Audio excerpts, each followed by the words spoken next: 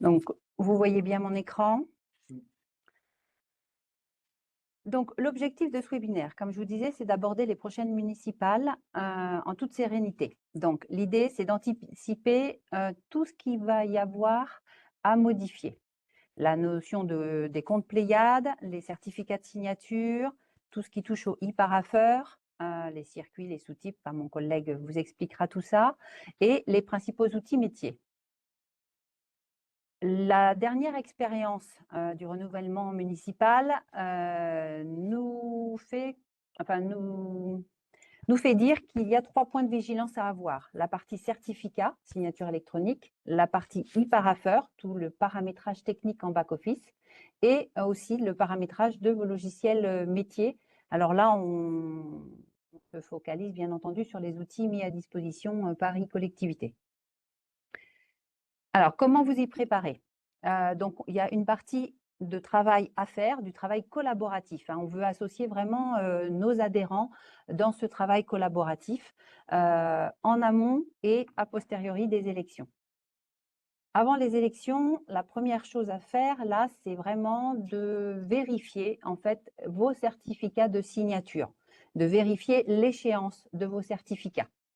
Alors ceux de vos responsables et surtout aussi ceux de vos élus. Là, il y a des certificats qui arrivent à échéance, donc d'ici la fin de l'année ou dans le premier semestre de l'année. Donc, dès qu'ils sont échus, ils ne sont plus utilisables. Les certificats de CertEurope que l'on vend ont une durée de 3 ans. Donc, il faut anticiper cette échéance de manière à ne pas avoir de rupture au niveau du service de signature. Comment on a plusieurs moyens de savoir la date d'échéance des certificats? C'est souvent une question qui nous est posée au niveau de l'assistance. En fait, donc le signataire, donc directeur ou élu, a dans son parapheur, au moment de la signature, la visualisation du certificat qu'il utilise et la date figure en bas. Donc à chaque fois qu'il signe, à chaque fois que le signataire signe, il voit la date d'échéance. Deuxième façon, c'est dans les navigateurs Internet, quand le certificat est branché ou quand c'est un certificat logiciel type DGFIP ou autre, parce que certains d'entre vous ont d'autres types de certificats. Dans le magasin des certificats, il y a aussi la date d'échéance. Donc, sinon, c'est une deuxième méthode pour visualiser. Enfin, la troisième méthode, c'est pour ceux qui ont des certificats CertEurope et qui sont porteurs de certificats, ils reçoivent un courriel de la part de CertEurope 90 jours avant l'échéance, 60 jours avant l'échéance, puis 30 jours.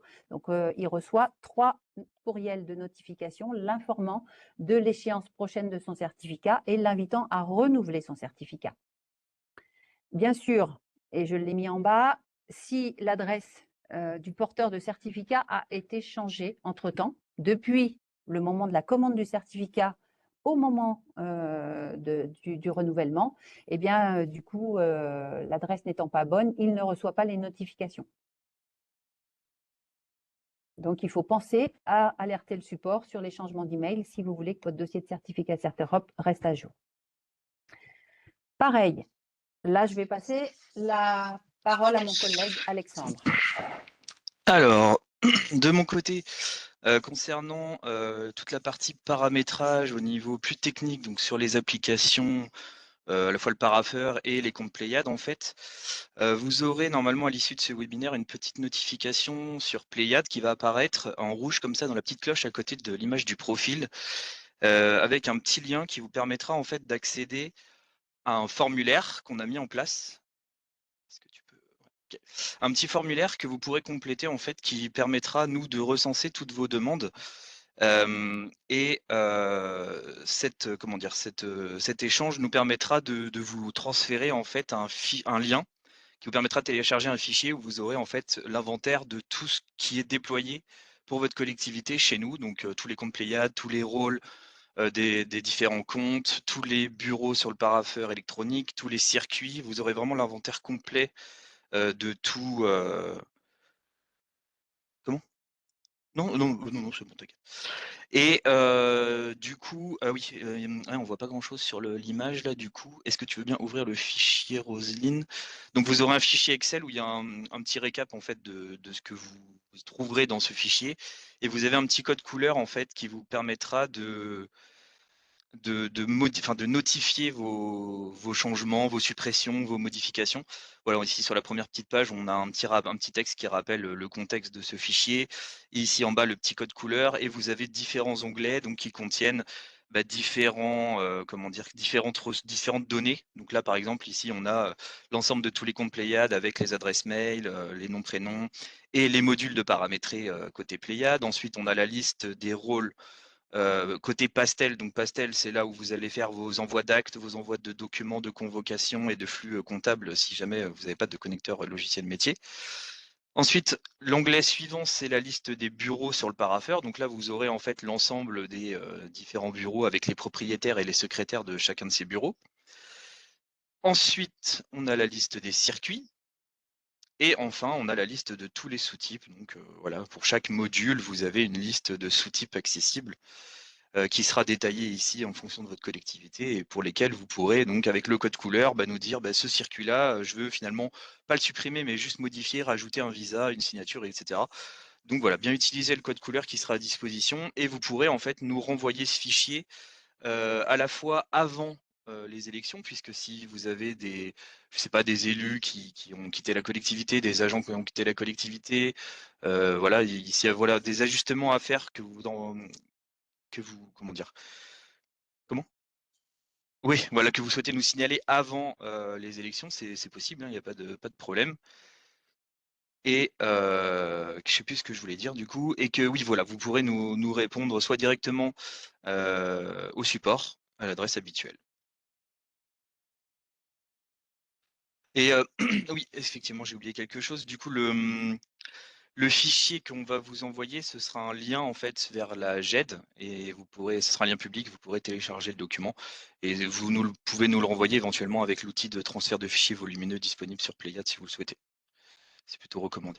Vu qu'il y a des données personnelles à l'intérieur, on va éviter de les envoyer en pièce jointe d'un mail classique. Est-ce que tu reprends le relais du coup? Je laisse la parole à ma collègue. Dans le cas où vos certificats donc arrivent à échéance là prochainement, d'accord, avant les municipales, donc on vous invite quand même à regarder les différents certificats qui arrivent à échéance. Peut-être que tous ne sont pas à renouveler, mais il en faut au moins un pour le représentant légal de votre collectivité pour pouvoir en fait poursuivre toute la signature dématérialisée. Les autres peuvent attendre peut-être le renouvellement des élus pour qui repartent au début de mandat. Donc, pour faire une commande de certificat, en fait, vous avez deux façons de faire. Donc, soit directement sur notre site internet, hein, on a dans la confiance numérique un bouton commander les certificats. Ou alors, vous avez le lien de l'extranet sur les mails, en fait, les courriels de notification de renouvellement. Ça vous emmène directement sur le lien. C'est un lien aussi qu'on communique dans nos tickets support quand vous nous demandez par quel biais vous devez passer. C'est impératif de passer par l'un de ces biais pour avoir nos conditions tarifaires. Hein. Une erreur qui est faite, c'est des fois de passer directement sur le site CertEurope et donc vous n'avez pas nos tarifs adhérents. Donc attention à ce point-là. Si vous n'avez pas de compte dans l'extranet, il faudra en créer un et ce compte-là permet de gérer toutes les commandes de certificats de votre collectivité. Donc, c'est bien quand il y a un référent certificat et qui, on va dire, centralise un peu les commandes de certificats de sa collectivité. Nous, ça nous permet d'accompagner un référent et puis que celui-ci maîtrise bien la constitution des dossiers et tout le suivi qui va avec les dossiers. Les identifiants de son compte sont bien sûr à conserver pour pouvoir être utilisés dans la durée. Vous arrivez après sur une interface CertEurope sur l'extranet où là, vous avez toute une série, en fait, tout un grand formulaire à remplir avec différents onglets et avec donc la partie numéro sirène pour la collectivité, la partie représentant légal pour la partie mandataire, porteur, le récapitulatif et la gestion et le téléchargement du dossier. Je vais faire juste quelques rappels sur ce qu'on entend par représentant légal. C'est vraiment la personne en fait qui est sur la vie sirène de la collectivité. C'est soit votre maire, votre président, le directeur de structure. Enfin voilà, en fonction du type de structure, le titre n'est pas le même, mais c'est le représentant légal. C'est celui qui va prendre toutes les décisions ou qui est mandaté pour. Le mandataire, par contre, c'est la personne qui est désignée par le représentant légal et qui est là chargée de soit monter le dossier, soit récupérer le certificat, soit déclarer les demandes de révocation, venir chercher le certificat à la place du porteur ou du représentant légal. Donc ça, c'est vraiment important. Puis vous avez le porteur. Le porteur, c'est celui qui va utiliser le certificat. Sur le certificat, ça sera l'identité numérique du porteur. C'est celui qui va signer avec. D'accord? Donc ça, c'est important parce que le dossier, il est à son nom et c'est lui qui doit signer le contrat d'abonnement. Alors, la constitution et les pièces constitutives du dossier d'abonnement. En fait, là, on vous a fait un petit schéma qui correspond aux questions que vous devez vous poser quand vous faites le dossier. Si c'est le porteur et le représentant légal, eh bien du coup, est-ce que c'est le représentant légal lui-même et le porteur qui va venir chercher son certificat?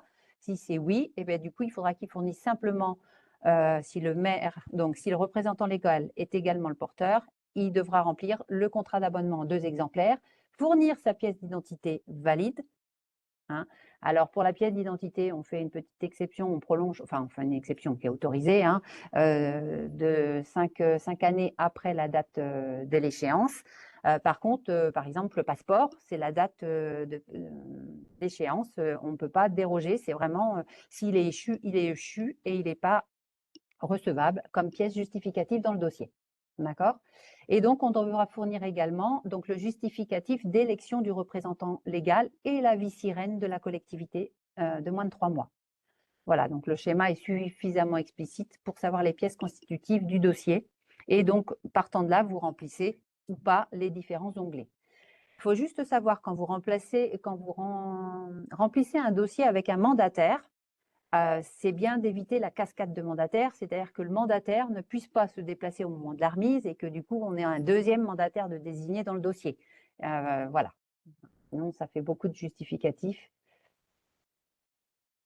Alors, le dossier d'abonnement, une fois qu'il est complet, qu'il y a bien toutes les pièces, il est à nous retourner par voie postale. Pourquoi par voie postale? Parce que nous avons besoin des dossiers originaux, des pièces originales qui sont dans le dossier.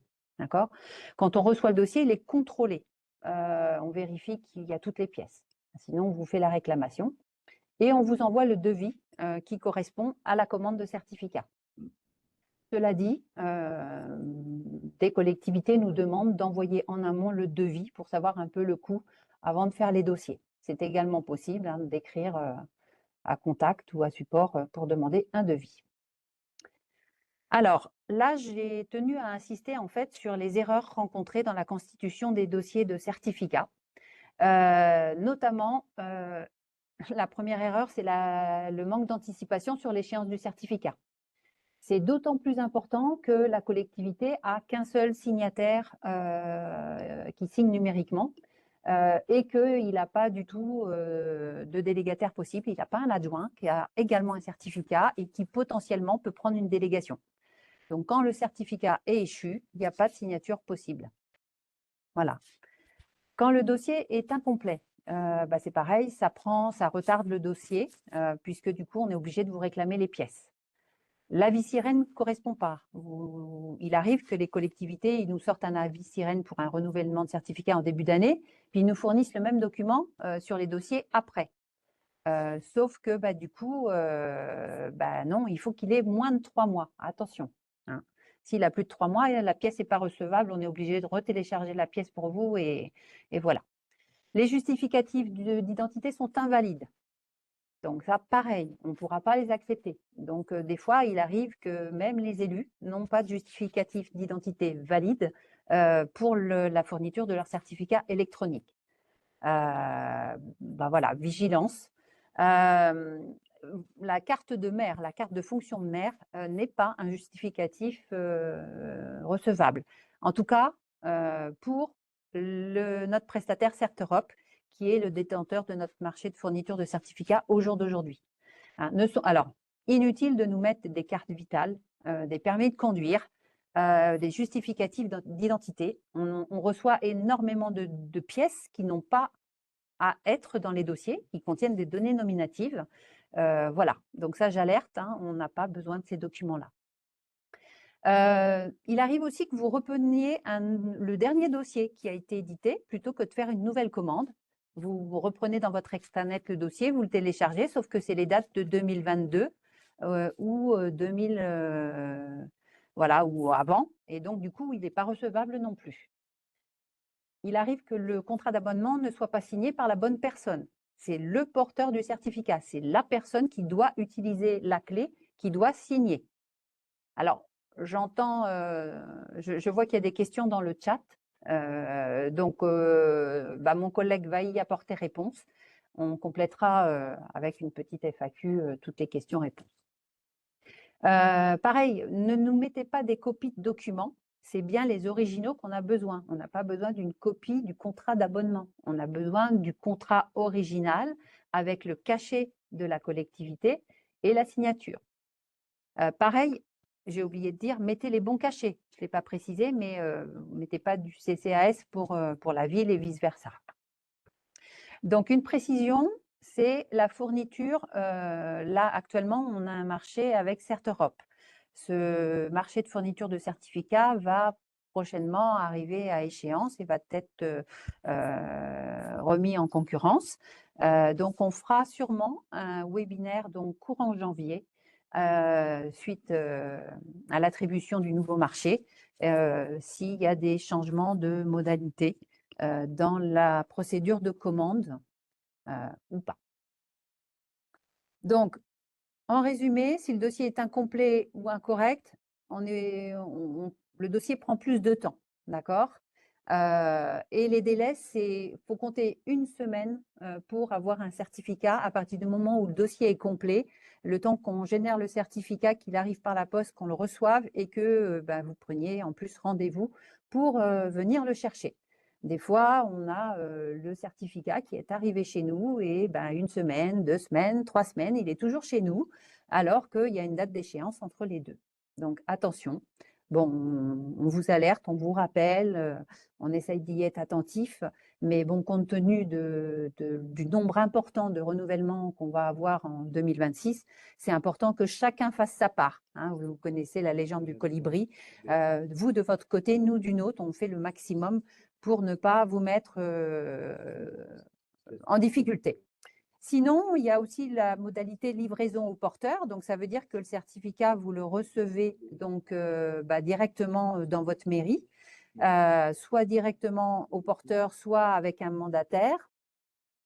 Et donc, ça a un surcoût de 76 € par certificat et hors taxe. Voilà, ce n'est pas anodin. Donc, si vous pouvez faire des commandes groupées, essayez de faire des commandes groupées pour venir chercher vos certificats en même temps.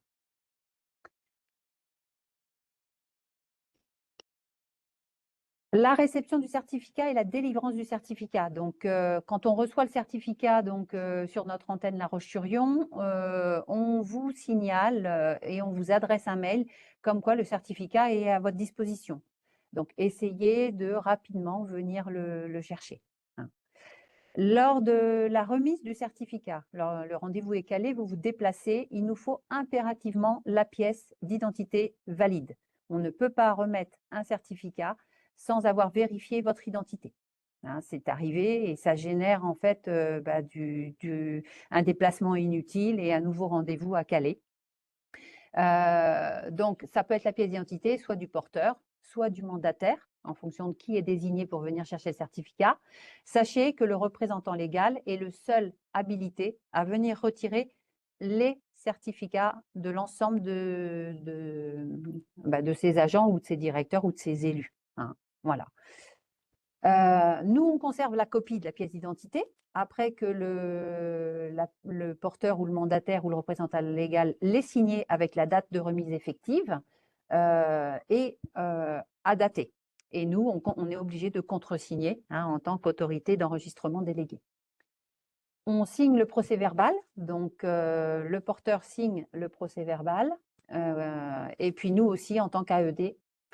Si c'est remis à un mandataire, eh bien, ça veut dire que le mandataire lui-même devra faire la même chose. Il devra s'assurer de l'identité du porteur final et puis faire signer la copie de sa CNI et remplir le cadre B du certificat.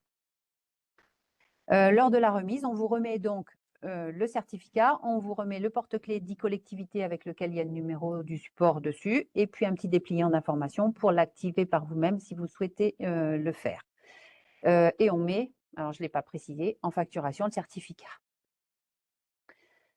À l'issue de la remise du certificat, vous aurez des pièces à nous retourner. Hein. Si on a fait une remise en face à face, mais à un mandataire ou au représentant légal, qui n'est pas le porteur, du coup, le mandataire, lui, il remettra au porteur, vérifiera son identité, nous fournira les pièces et devra nous remettre le PV complété. Sur le PV, sur le procès-verbal de remise, il figure une date limite de retour des pièces. Cette date limite, c'est un retour pour archivage auprès de CertEurope. Donc, il faut vraiment nous renvoyer les documents à e-collectivité avant cette date pour que nous, on fasse la complétude du dossier et qu'ensuite, on l'envoie pour archivage. On ne garde aucune pièce au niveau d'e-collectivité. Tous les dossiers sont chez CertEurope. Toutes les pièces justificatives chez CertEurope après contrôle. Bien sûr, le certificat, il n'est pas utilisable dès qu'il est remis. Hein. Il nécessite une opération qui s'appelle l'activation du certificat. Donc, soit vous êtes autonome, vous activez vous-même le certificat, soit vous avez une DSI ou un service informatique, donc vous pouvez le joindre pour l'activer, ou alors vous nous faites une demande au support en demandant demande d'activation. Vous faites un ticket donc à l'adresse support et collectivité et vous le libellez certificat demande d'activation et vous mettez le nom du porteur. Parce que des fois, c'est intéressant de passer par nous au niveau des collectivités. On est là pour vous accompagner complètement sur le certificat. Il y a des fois des mises à jour logicielles à faire. Et surtout, on est là aussi pour aller jusqu'au test de la signature d'un flux à traiter et la vérification de nos outils parapheurs. Hein. Donc, après les élections. Donc, je laisse la parole à Alexandre. Du coup, c'est ce que j'ai un petit peu anticipé tout à l'heure, c'est que une fois que vous aurez fait la demande de cartographie, tu peux couper ton micro, s'il te plaît. Merci. Une fois que vous aurez fait la demande de cartographie via le formulaire, c'est de nous le renvoyer avec vos modifications en utilisant les codes couleurs. Donc, soit en répondant directement, enfin si la réponse se fait dans le délai assez rapide après qu'on vous ait envoyé le fichier de cartographie, vous pourrez répondre directement à l'email. Sinon, il faudra, si c'est quelques semaines, quelques mois après, nous faire juste un ticket à support en utilisant de préférence le fichier volumineux pour nous transmettre juste le lien et éviter de mettre les fichiers en pièces jointes avec les données personnelles des agents dans les fichiers. Je repasse la parole à ma collègue. Alors, vous avez des certificats qui vont arriver certainement, donc, qui ne seront plus utilisés. Hein. On est bien d'accord que si un maire n'est pas réélu, son certificat n'est plus utilisable. Hein. Donc, ce certificat, il est peut-être encore valide et devra être révoqué. Plusieurs raisons à la révocation. En cas de perte de la clé, en cas de démission, là c'est le cas, les élus qui ne sont pas réélus, en cas de changement de collectivité, en cas de licenciement ou en cas de décès. Hein, donc il faut vraiment nous solliciter pour savoir si la clé est à révoquer et nous faire, nous on étudiera la demande et on vous dira si oui ou non il faut le révoquer en fonction du cas de figure dans lequel vous vous trouvez. Lorsque vous avez fait la commande de certificat, il y a une notion de code de révocation qui vous est donné. Vous recevez un premier courriel et donc ce courriel-là, il est à conserver avec le code de révocation, ce qui permet au porteur lui-même de révoquer directement son certificat. Si maintenant il n'a pas son code, eh bien du coup, il y a la possibilité en fait de compléter un formulaire de demande de révocation et de l'envoyer au porteur, par le porteur, avec sa pièce d'identité à l'adresse qui est indiquée dans le diaporama. Sinon, vous pouvez aussi, toujours, e-collectivité vous accompagne jusqu'au bout, faire une demande, certificat, demande de révocation. Vous faites un mail à support. Nous, on remplit pour vous le formulaire. Vous nous validez par contre les informations en fait de motifs de révocation. Une fois que vous l'avez validé, on se charge de l'envoi à CertEurope, on se charge de la vérification de la révocation et pendant tout le process, bien sûr, vous êtes informé de la révocation. Vous allez commander donc de nouveaux certificats pour vos nouveaux élus. Donc là, je ne vais pas revenir. C'est la diapo qu'on a vue au début sur la procédure de commande d'un nouveau certificat. Après les élections, donc, il y aura toute la mise à jour des données dans vos différents logiciels métiers. Si je poursuis sur Pléiade, certains d'entre vous utilisent le module convocation. Et dans le module convocation, donc, il y a la partie annuaire. Et là, bien sûr, la liste des élus qui figurent dans l'annuaire, les groupes qui figurent dans l'annuaire, c'est à mettre à jour avant l'envoi de la première instance, d'accord? Avant la première convocation. Pour idée libre, c'est pareil. Là, on vous conseille de désactiver simplement les anciens élus et de créer vos nouveaux élus, de mettre les groupes politiques à jour, de mettre les destinataires dans les types de séances, parce qu'il y a beaucoup pour certains d'entre vous qui utilisent idée libre, il y a beaucoup d'instances, des commissions, villes, CCAS et tout ça.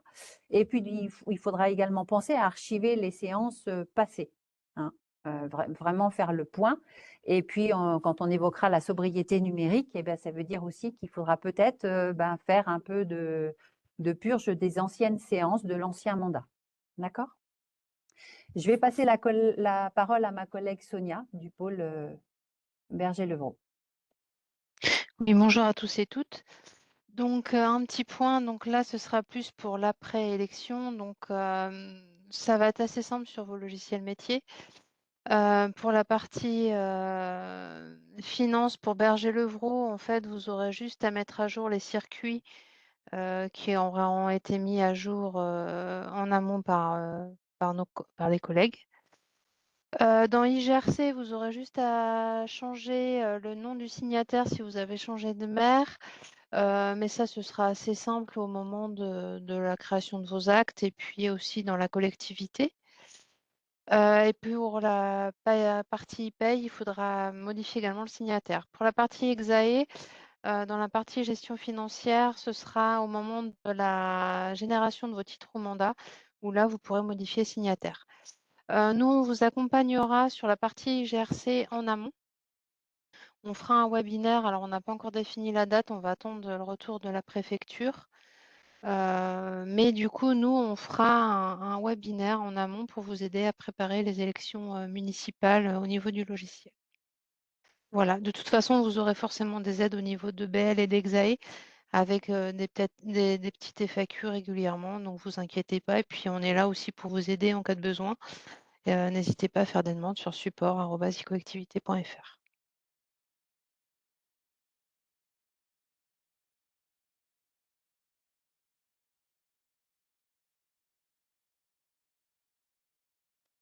Donc du coup, c'est à moi. C'est une parfaite transition avec ce qu'a dit Sonia. Donc, pour nous contacter pour toutes vos questions, vos besoins, même en dehors des préparations municipales, pour tout ce qui est offre, ce qu'on fait, les services, ou même vous faire un point sur ce que vous avez ou ce que vous pourriez avoir dans le cadre de votre adhésion. Il ne faut surtout pas hésiter. Donc, avec Cécilia, nous, on gère la boîte contact, donc toutes les demandes entrantes, demandes d'information, devis, ce genre de choses. Et la boîte support, donc qui est pour vous vraiment votre outil d'assistance de ticketing, où là, vos demandes sont tracées, numérotées. Donc, vous avez un suivi derrière. Donc, c'est support@icollectivité.fr. Donc, le téléphone, on vous le met quand même. On est aussi joignable si on n'est pas déjà en ligne. Vous savez qu'avec les mails, on peut plus répartir vos demandes aux personnes compétentes et vous répondre plus rapidement. Je vous ai remis les choix quand vous arrivez sur la ligne du support. Pour tout ce qui est Pléiade, vos certificats, les marchés publics, ça va être le choix numéro 1. Tout ce qui est support Berger-Levrault, le 2 et Exae, le 3. Ensuite, c'est pour la visio et la cybersécurité. Autre précision qu'on n'a pas dit, mais qui semble important quand même, on s'adresse là principalement au niveau des municipalités. Hein. La notion de cartographie, c'est vraiment notre premier on va dire, travail, c'est de mettre à jour les collectivités maires et surtout celles pour lesquelles les maires changent. Voilà. Hein. Est-ce que vous avez des questions? J'ai vu qu'il y en avait dans le chat et elles ont été répondues, mais pourrions-nous avoir le coût du e-parapheur avec e-collectivité?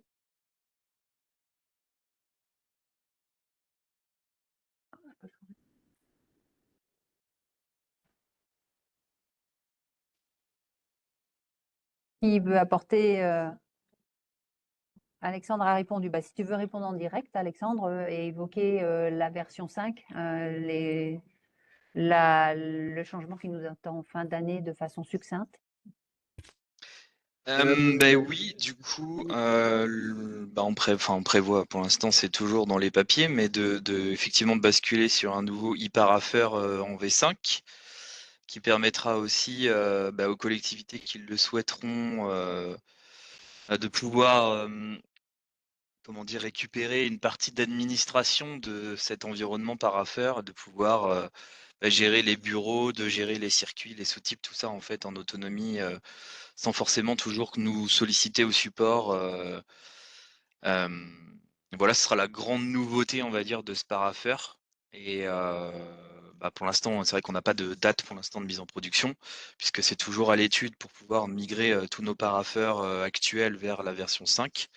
De toute façon, on vous tiendra au courant et je pense qu'il y aura aussi de la communication de notre côté pour vous présenter les nouveautés, puisqu'il y a quand même l'interface va changer, ça va être plus sympa à utiliser. Enfin, nous, de ce qu'on en a vu, en tout cas, ça va être beaucoup plus simple à utiliser. Donc voilà, pour la partie V5.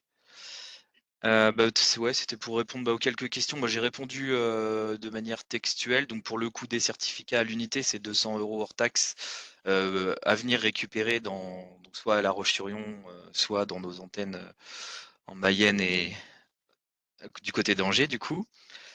Si c'est une livraison au porteur, ce sera 200 € plus 76 € de livraison par certificat. Et pour répondre aussi à la question, effectivement, vous pouvez prendre un certificat Cert Europe et l'utiliser sur un autre parapheur que celui des collectivités. Normalement, il n'y a pas de souci. On sait très bien que BL, ça fonctionne puisqu'ils utilisent le même parapheur que nous, e-collectivités. C'est juste que c'est BL qui l'a contractualisé avec Libriciel en direct, mais c'est le même outil, donc il n'y a pas de souci de ce côté-là. Pour autant faire la demande. Donc à quel moment vous pourrez faire la demande du fichier Excel? En fait, c'est dès aujourd'hui, là, une fois que le webinaire sera terminé, on va mettre la petite notification sur tous vos comptes Pléiade des utilisateurs. Et vous aurez une petite cloche avec le petit 1 en rouge et vous pourrez cliquer dessus et vous aurez le lien pour accéder au formulaire. Et après, vous avez juste à remplir donc votre nom, votre prénom, votre fonction au sein de la collectivité, une adresse mail, un numéro de téléphone. Et puis nous, comme ça, on peut voilà, vous exporter toutes ces données et vous les transmettre. L'adresse de l'antenne à Angers, Alors, je l'ai- ce sera que pour cette année, puisqu'on va fermer l'antenne d'ici la fin de l'année, mais on est basé dans le centre de gestion du 49, au sein du bureau de l'AMF. Il y a un bureau, en fait. Et pour l'année prochaine, comme je disais dans le chat, on refait le marché. oui. Donc, les tarifs, alors peut-être à la baisse, on ne sait pas. Donc, on vous tiendra informé, de toute façon, soit sur Pléiade dans les infos, sur la newsletter, enfin, vous aurez les informations là-dessus. Il y aura un webinaire.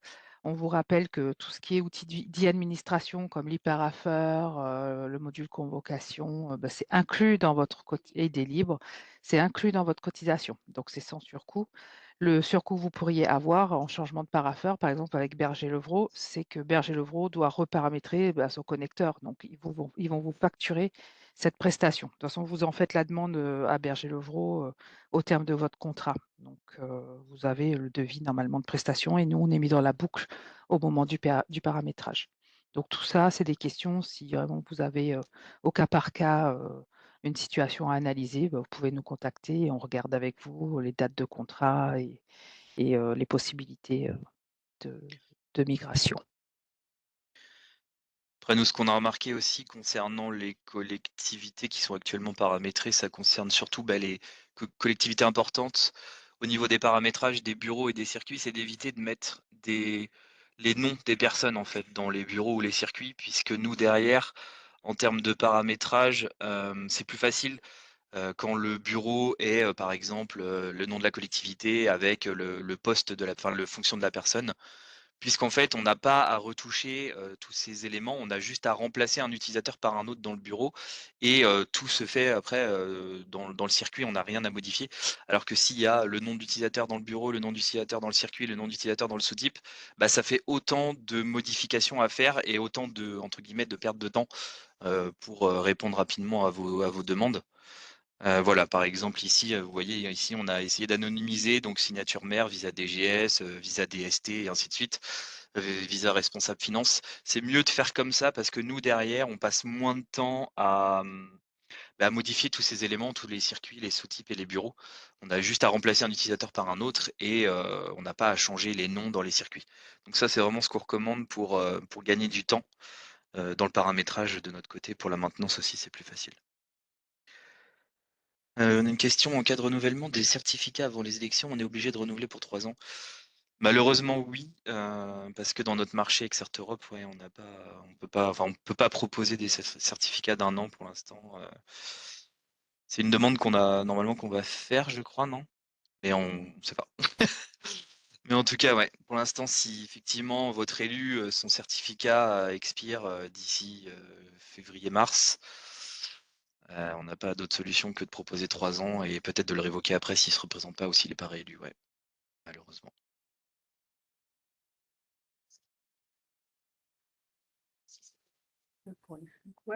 Alors effectivement, une précision, il y a possibilité, alors si votre élu ne signe pas que des flux comptables, il n'y a pas de solution, il n'y a pas d'autre solution que de reprendre un certificat, Cert Europe, voilà.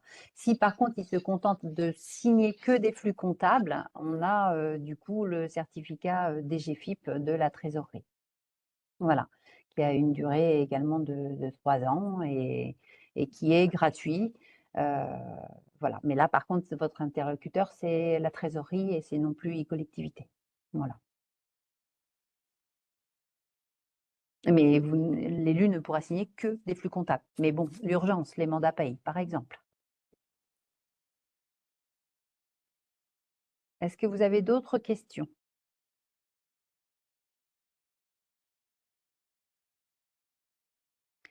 Eh bien, écoutez, je vous propose du coup de clore ce webinaire.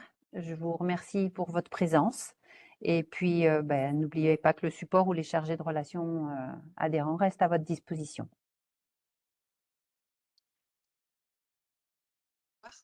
Au revoir. Au revoir.